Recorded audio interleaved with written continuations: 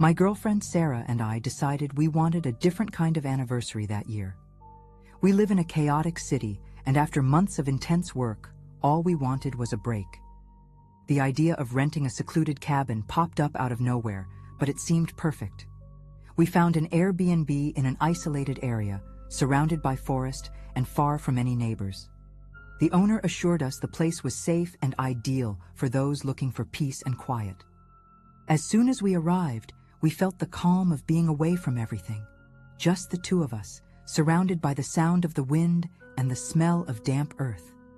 On our first night, we built a campfire and enjoyed the starry sky, laughing and talking about everything. But on the second day, something strange happened. After a walk through the forest, we came back inside and saw a pair of muddy boots in the entryway that weren't ours. They were there, leaving marks on the wooden floor that I knew we hadn't made. Sarah thought they might belong to the owner, but I was sure they hadn't been there before. The detail that made me shiver was the fact that the boots were still wet, as if someone had just used them. We tried to ignore it, but something inside me couldn't fully relax. During dinner, I noticed Sarah was restless too, constantly glancing at the door. And then, as if the universe wanted to mess with us, we found something else, an old jacket thrown over the couch.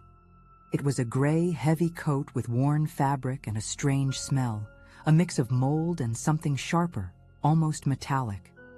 I knew that hadn't been there when we left in the morning, but I didn't want to scare Sarah, so I said that maybe the owner had left some things around the house and we hadn't noticed. But inside, I was feeling an intense chill. After that, we locked every door and window and decided to call the owner. I explained what was happening, but he seemed to think we were exaggerating, saying there was no one around and we had probably just missed those items before. Even as I tried to convince myself he might be right, the feeling that we weren't alone didn't go away.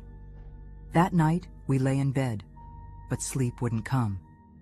Every creak, every slight sound from the old wood made my heart race. I looked over at Sarah, who was also awake, and realized we were both waiting for something, or someone. The night seemed to drag on, each minute more tense than the last. At one point, I heard footsteps outside, light, but unmistakably someone walking around the house. I got up slowly and went to the living room window, opening a small crack in the curtain. There was no one outside, just the dark forest, but the sound continued, as if the person knew exactly where to walk to stay out of sight. My stomach tightened, and I went back to the bedroom, trying not to alarm Sarah, who was staring at the door, clenching her hands. We decided to stay silent, each holding our breath at the slightest sound. Then we heard the sound of a key being inserted into the lock. It turned, but it didn't open. We had bolted it shut. Absolute silence fell over the house, and for a moment, I thought it might be in my head. But then the doorknob rattled again, harder, like someone was really trying to get inside. My skin prickled, and I felt an almost paralyzing panic. I whispered to Sarah to try calling the police, but our signal was completely out of range, which only added to our desperation. We spent what felt like an eternity in that tense silence, eyes fixed on the door and ears tuned to any movement. The rattling finally stopped, but the fear didn't fade. I felt on the edge of collapse, as if I were stuck in that moment of terror, not knowing what would happen next. Finally, the silence was broken by heavy footsteps, moving away slowly, fading toward the forest. We waited a little longer before we gathered the courage to check the entire house, each holding something we could use as a weapon. There was no sign of anyone, and the strange items, the boots and the jacket, were still there, proof that it really happened. The next morning, we packed up quickly and left without looking back. The Airbnb owner finally responded to our last message, apologizing and saying he would check on what could have happened. But honestly, we didn't want to know anymore. To this day, we have no idea who that person was or what they wanted with us. Sometimes, I wonder if it was just a lost traveler or someone with far darker intentions. And every time I remember that night, the feeling of dread comes back as if I were right there again, in that house, waiting for the next sound, the next attempt to break in.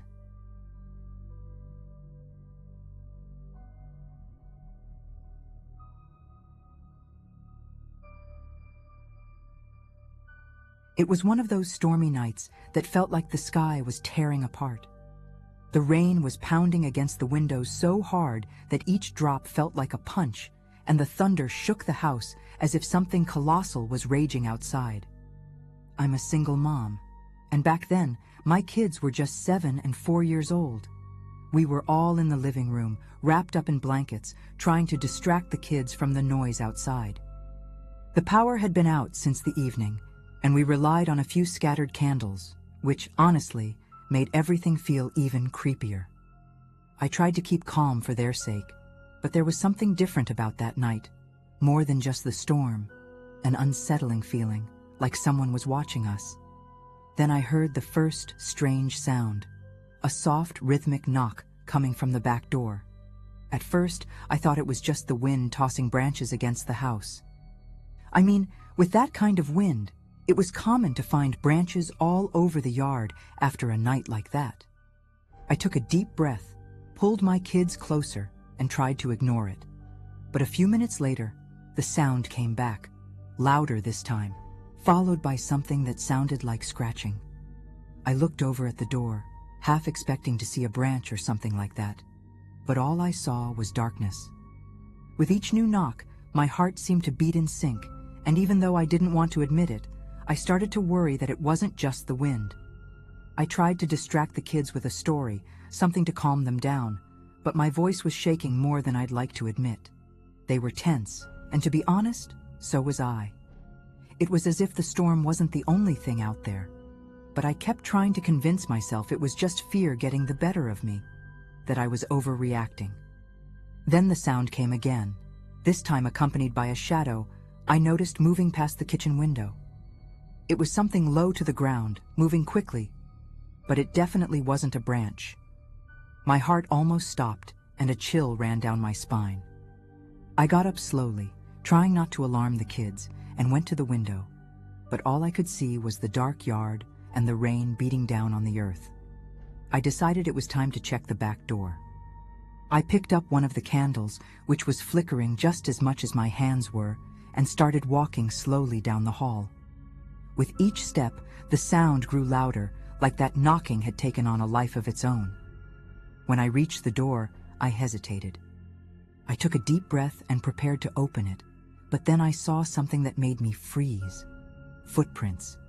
In the mud, right near the door, there were barefoot prints, small but perfectly visible. They came from the yard and went around the side of the house. At that moment, I knew someone was out there, and it wasn't just the wind. My first impulse was to lock all the doors and windows, but to be honest, my head was racing. I knew calling the police was the best option, but with the storm knocking down power lines, we were isolated. My cell barely had any signal, and each attempt at a call dropped in seconds. I went from window to window, checking that everything was locked, while the kids, now picking up on my tension, started asking questions. I tried to stay calm, saying everything was fine, but my eyes kept darting to the back door. Each time lightning lit up the night, it felt like the footprints became even clearer, reminding me that someone was out there somewhere. I went back to the living room, trying to decide what to do. We just had to make it through the night, but every second felt like an eternity. The knocking and scratching continued, on and off, as if whoever was out there knew exactly how to scare us without showing themselves. Each new sound made my heart race, and I fought hard not to let the fear take over. At some point, as I turned to grab another candle, I heard one last loud knock, and then silence. Absolute silence. It felt like even the storm had stopped for a moment. I held my breath, waiting for something more, any sign that it was over, but the feeling that something was there, watching, wouldn't go away. After a few minutes, that stillness started feeling even more menacing. I decided to take one last look around the house to make sure everything was safe, even though my intuition was screaming at me not to leave the living room. With a small flashlight, I went to the back door and shone it into the yard. The rain was still falling hard, but when the light swept over the ground, I noticed that the footprints in the mud were now more scattered, as if whoever it was had come back and circled the house multiple times. Just then, I heard a slight creak coming from the side kitchen window.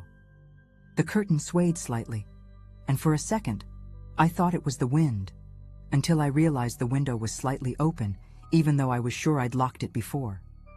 I quickly shut the window and returned to the living room, where I stayed awake until dawn, unable to relax for even a second. When the sun finally started to rise and the storm began to die down, I went outside to check the footprints more closely. But to my shock, there was no trace of them anymore. It was like they'd never been there. I spent the day feeling on edge, trying to come up with a rational explanation, but to this day, I still don't know who or what was lurking around our house that night. After that, I added extra locks to all the doors and windows, and I've never felt at ease during a storm again. Something, or someone, was there, and no matter how hard I try, I can't shake the memory of those knocks and scratches at the door.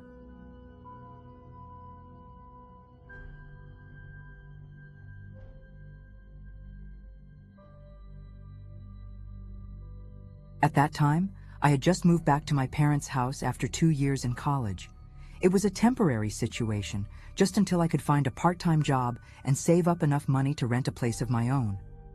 My parents had converted the basement into a kind of independent apartment, with a small bathroom and even a makeshift kitchenette. For me, it was almost perfect. I had my privacy, I could come and go through the side door without disturbing anyone, and honestly, the quiet down there was a relief after the constant noise in the dorm.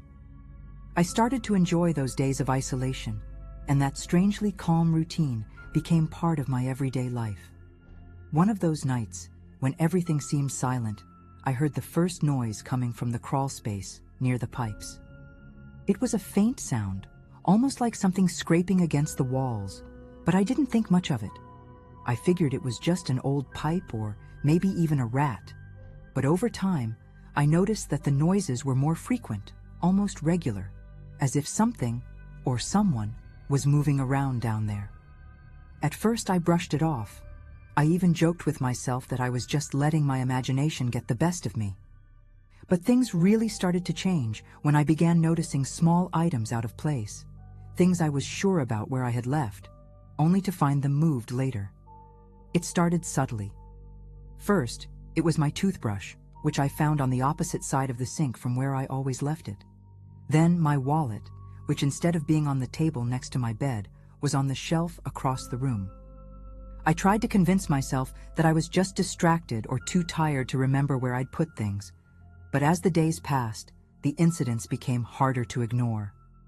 One day, I came back from college and found my notebook, where I took all my class notes, with a few pages crumpled and turned, as if someone had flipped through it. My heart skipped a beat, but I kept trying to rationalize it. I mean, who would sneak into a basement just to mess with random stuff like that?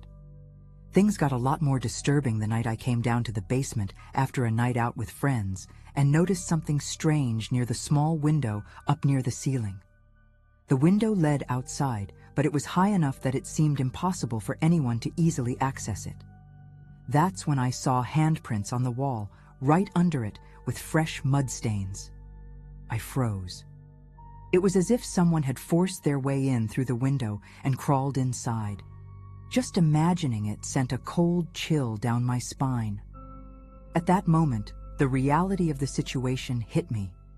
I was alone, trapped in a basement with a tiny window as the only quick way out, and the thought that someone might have found a way in made me stay on high alert. I stood there for a while, analyzing the handprints, trying to figure out how someone could have squeezed in. The basement was cramped, full of old boxes and furniture, and no matter how much I looked, I couldn't find a place where someone could be hiding. But the feeling that I wasn't alone was inescapable. My heart raced as I checked every corner, almost expecting to find someone there, watching me from the shadows. The night barely passed after that. I locked myself in the bedroom within the basement, but every little sound made me jump out of bed. Every creak, every wall crackle, felt like a sign that something was lurking.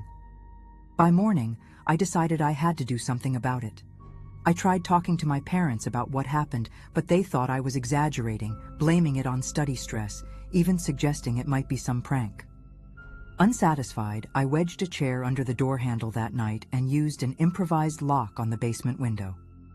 I was determined not to be caught off guard again, but deep down, I knew none of it eased the feeling that someone was already nearby, watching.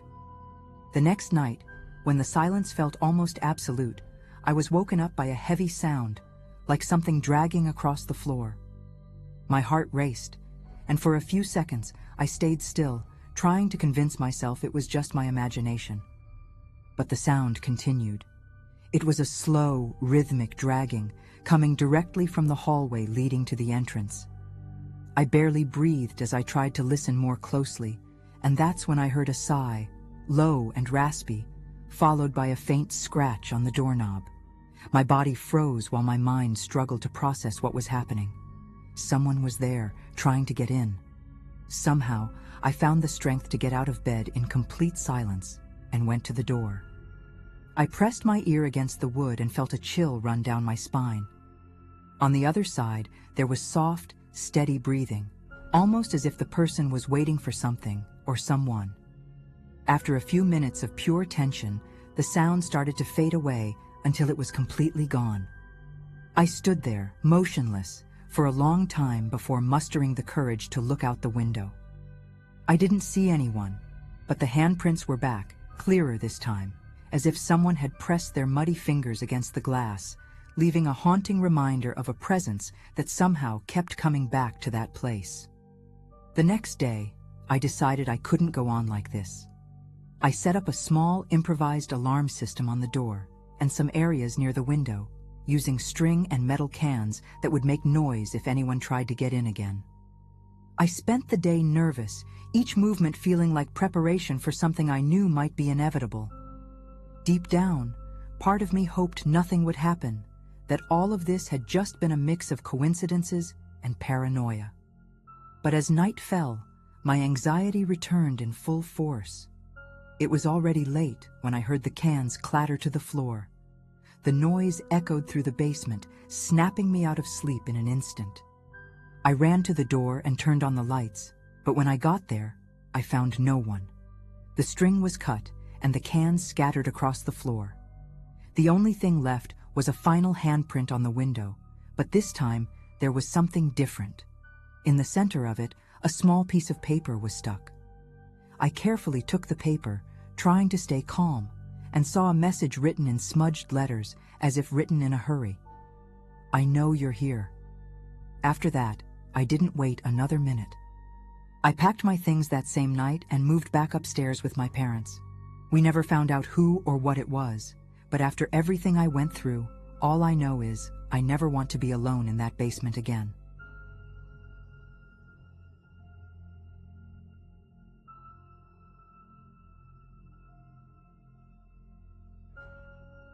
I've been working as a librarian for over 5 years, and if there's one thing I've learned, it's that places filled with books seem to have a life of their own. This might sound like something only a bookworm would say, but you start noticing strange things when you're alone in these quiet spaces. That night, as usual, I was responsible for closing the library. It was nearly 9 o'clock, and all I wanted was to finish tidying up the shelves and turning off the lights. Normally, everything is quiet, almost like a whisper. But that night, right after I heard the last click from switching off the lights upstairs, I noticed a different sound. Footsteps, small, distant, like they were coming from the basement.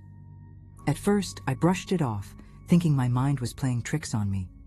Everyone gets those momentary paranoias when they're alone, right? But those footsteps, they didn't stop. They seemed to come and go, almost in a regular rhythm, like someone was walking between the shelves down below. Then, to make matters worse, as I passed the fiction section, I noticed a few books on the floor. It happens sometimes, but the weird part was that they were arranged in a strange way, almost forming a line, like someone had done it on purpose. A shiver ran down my spine, but I tried to keep calm, telling myself it must just be a coincidence. I took a deep breath and decided to check the basement, just to get rid of the feeling that something was wrong.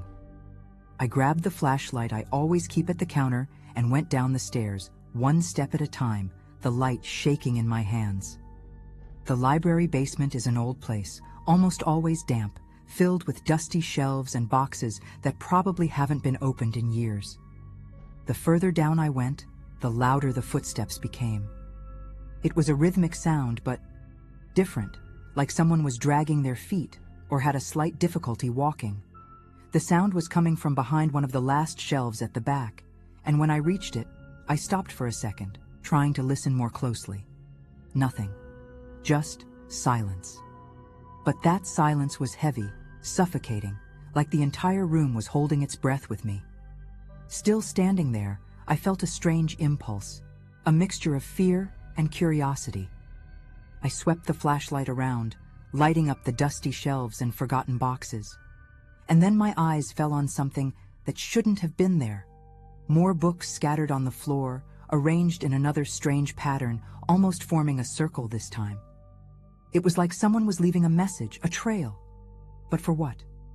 I started questioning my sanity, trying to convince myself that no one else was there, that maybe a book had slipped, that the wind, or whatever it was, had caused that mess. But a part of me knew that didn't make sense.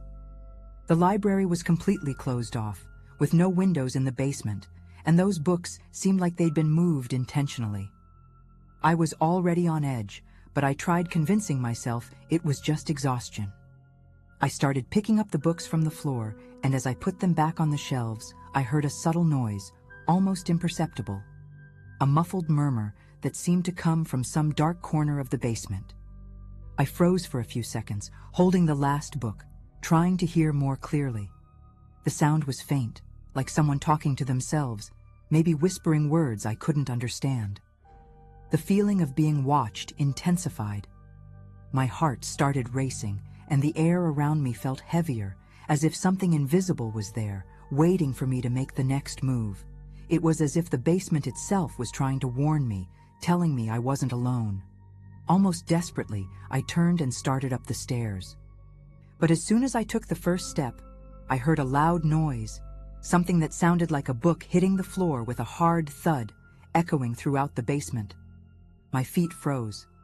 The flashlight trembled in my hand, and every shadow seemed to take shape, almost dancing around me. I looked back, but the hallway was empty, just darkness. At that moment, an absurd idea crossed my mind. What if I really wasn't alone there? What if someone, or something, had been watching me since I turned off the lights upstairs? I didn't know whether to run or confront whatever it was. But something inside me told me that if I didn't leave immediately, I might never get out. I decided it wasn't worth the risk. I climbed the stairs as fast as I could, without looking back, each step taking me farther from that suffocating basement. When I reached the main floor, the library looked different, even quieter and darker, as if it had become part of the mystery. I slammed the basement door shut, listening to the metallic echo reverberate down the empty hallways. That sound brought me a small sense of relief, but I could still feel the presence, as if something had been trapped behind that door, perhaps watching my every move until now. I rushed to the counter and grabbed my phone, ready to call security. But before I could dial, I heard one last sound coming from the basement.